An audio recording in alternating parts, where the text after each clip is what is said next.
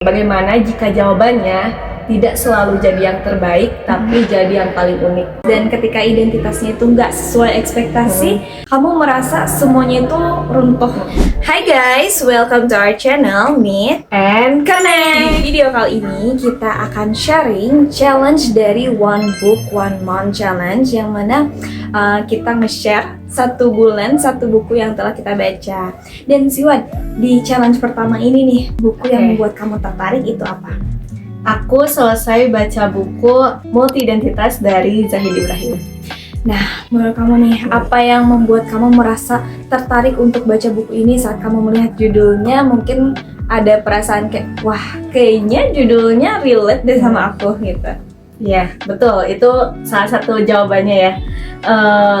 Judul Multi Identitas itu bikin aku tertarik karena sebelumnya juga udah banyak konten-konten yang membahas buku itu gitu, termasuk teman-teman aku juga gitu. Yang isinya buku itu tuh tentang orang yang punya banyak identitas, namanya juga multi kan ya. Iya, multi itu lebih dari satu gitu ya, banyak identitas. Nah, pembahasan di buku itu tuh ternyata setelah aku baca sangat relate gitu dengan diri aku. Makanya dari pertama lihat judulnya itu udah ngebuat, wah, ini kayaknya bakal relate gitu, bakal seru untuk dibaca. Oke, buku ini tuh salah satu buku yang lagi populer banget ya di kalangan Gen Z. Kayaknya banyak banget yang bahas buku ini. Dan aku mau tanya juga soal relate yang kamu rasakan dari buku ini tuh dalam hal apa? Misalnya dalam identitas pengalaman kamu sebelumnya, dalam memandang diri kamu sendiri. Kerelatean buku ini ya. Mari kita mulai dengan ada yang namanya monoidentitas, ada yang namanya multi-identitas. Nah, di buku ini dijelaskan juga apa itu monoidentitas. Monoidentitas itu tuh kayak punya satu identitas saja. Misalkan kita dulu identitas pas sekolah hanya sebagai siswa gitu. Nah, multi-identitas punya lebih dari satu identitas. Yang aku rasakan sekarang pas kuliah itu, kita kalau bertahan hanya dengan monoidentitas, dengan identitas sebagai mahasiswa, itu untuk aku sendiri rasanya sulit gitu. Karena apa? Karena ternyata ketika aku udah terbiasa dengan monoidentitas sebagai siswa, aku tuh menempatkan nilai diriku terhadap identitas sebagai siswa itu gitu. Kalau misalkan menjadi siswa itu tuh nilainya harus bagus, harus berprestasi, menang lomba gitu-gitu. Kalau misalkan ternyata aku cuma jadi biasa-biasa aja, nilai diriku tuh ikut turun. Gitu.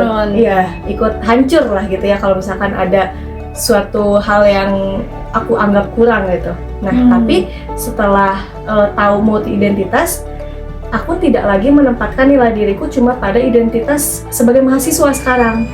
Aku punya identitas lain, misalkan sebagai seorang content creator, atau sebagai seorang pecinta kucing misalkan kayak gitu, atau sebagai orang yang mulai baca buku, kan itu juga sebuah identitas ya. Atau orang yang mulai mau hiking, explore gunung juga. Betul.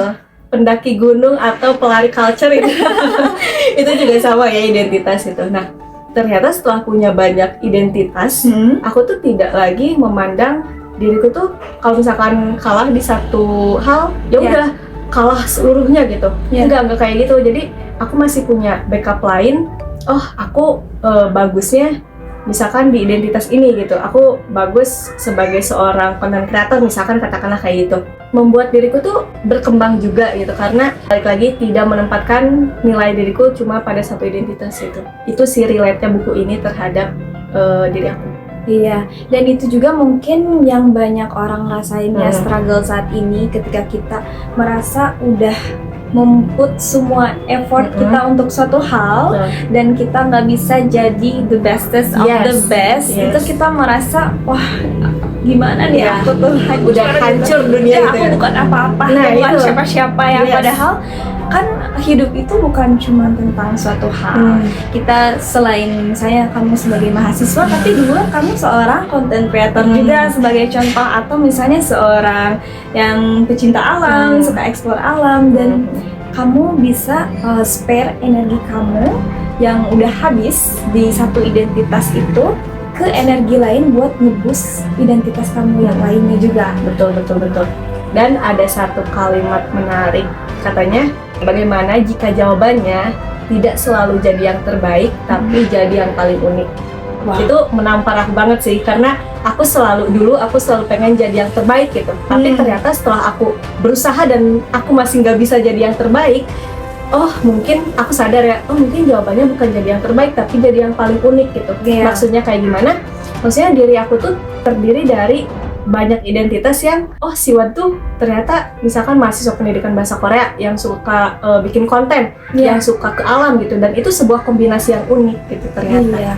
Dan menurut aku juga kalau misalkan terbaik, definisi terbaik itu ternyata luas banget ya, bukan cuma suatu hal. Definisi terbaik dari kita itu bisa kita definisikan oleh diri sendiri. Betul, sebenarnya. Betul. Nah, sebenarnya di buku ini juga dibahas soal generalis sama multi-identitas itu sendiri. Nah, bedanya apa? Sepemahaman aku, generalis itu aktivitas yang kita lakukan. Jadi kita bisa berbagai aktivitas itu, bisa melakukan berbagai keahlian gitu.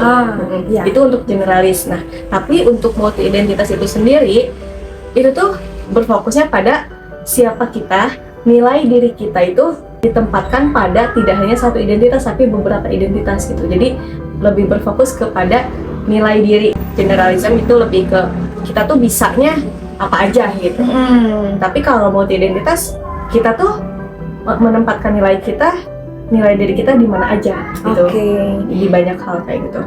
Jadi mungkin lebih ke kalau misalkan mendengar sekilas mungkin orang-orang bakal mikir generalis umum berarti segala bisa. Kalau misalkan multi identitas berarti dia punya banyak identitas atau nilai diri kayak gitu yang ingin dia tanamkan di dalam diri sendiri, atau kenalin. Misalnya ada orang yang nanya, Siwad kamu tuh siapa sih? Kamu tuh orang yang kayak gimana? Dan kamu bisa ngelihat dari multi identitas kamu apa yang ingin kamu kenalkan ke orang lain. Betul.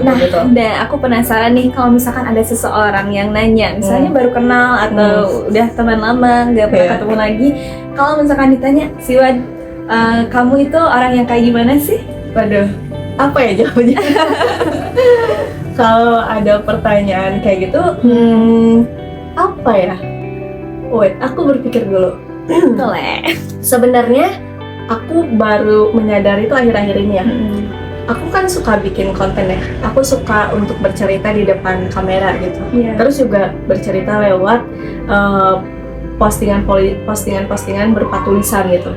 Nah, mungkin ya aku bisa katakan diriku itu storyteller. Gitu. Cuman di satu sisi aku juga explorer. Jadi aku suka kan untuk explore banyak hal gitu. Mungkin belum terlalu banyak, cuman aku suka ketika mencoba sesuatu yang baru gitu. Siwad the explorer. Siwad bukan Dora the explorer. Betul, Siwad the explorer. Kayak gitulah mungkin. Jadi seorang storyteller dan juga explorer yang mana artinya kan luas banget ya. Mungkin kamu bisa mendefinisikan diri kamu juga sebagai orang yang ingin terus untuk belajar sesuatu, menemukan hal baru dan nge-share ke semua orang gitu tentang hal itu. Dan aku juga penasaran sih, apa yang kamu rasakan nih perbedaan sebelum kamu menemukan multi identitas kamu pas kamu masih di mode mono identitas dan setelah jadi multi identitas, ada perasaan beda apa, semangat yang berbeda mungkin atau pandangan yang berbeda tentang suatu hal? Oke, ini menarik karena sangat aku rasakan gitu ya.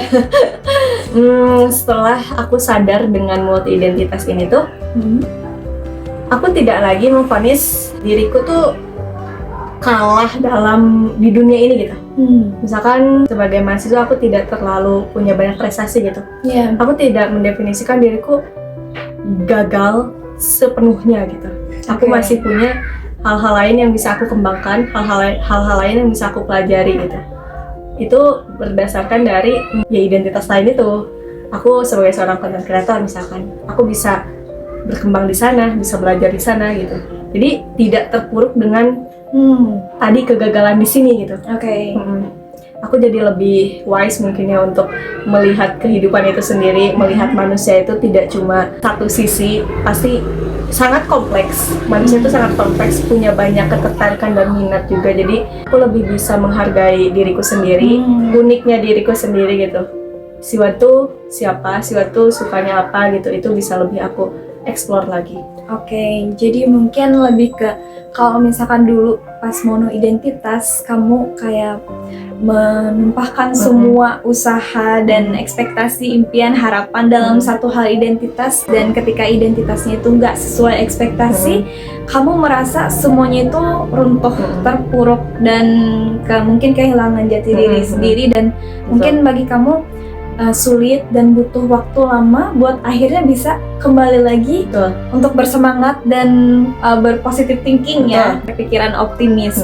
Dan mungkin setelah ada multi identitas, ketika di satu kamu ngerasa belum bisa, kamu bisa switch ke identitas yang lain, dan ternyata wow, kamu bisa lebih bagus di bagian ini misalnya, dan itu mungkin bikin kamu ngerasa lebih berenergi, sehingga pas balik lagi ke identitas yang lainnya kamu ngerasa lebih full dengan diri kamu sendiri, dan kayaknya manfaatnya juga bisa bikin kamu ngerasa lebih bersemangat ya, lebih cepat buat pulih dari keterpurukan kayak gitu. Tidak berlarut-larut lah. Ya, tidak berlarut-larut, bikin kita lebih cerdas untuk mengelola emosi gitu. Betul. Ya, kayak gitu. Dan aku juga penasaran nih, apa yang kamu rasakan di diri kamu, kan tadi udah kamu sebutin nih. Kalau misalkan ada teman-teman yang ngerasa relate dengan kamu sekarang, ada hal yang ingin kamu sampaikan mungkin ke teman-teman semua untuk yang masih berusaha explore diri sendiri, atau nggak tahu nih apa yang sebenarnya disukai sama diri sendiri dan pengen mulai untuk menemukan identitas mereka yang lain, gimana? Mungkin kalau teman-teman sekarang selalu berpikir misalkan pencapaian orang lain itu berarti +1 untuk mereka dan -1 untuk kita, artinya ya itu baik untuk mereka dan ternyata buruk untuk kita gitu. Kita merasa gagal akan suatu hal, akan hal itu. Mungkin teman-teman bisa baca buku multi identitas ini dan berkenalan dengan apa itu multi identitas gitu. Karena dari pengalaman aku sendiri, ketika sudah mengetahui multi identitas itu, ya tadi kita lebih menghargai siapa diri kita gitu, lebih menghargai keunikan yang kita punya.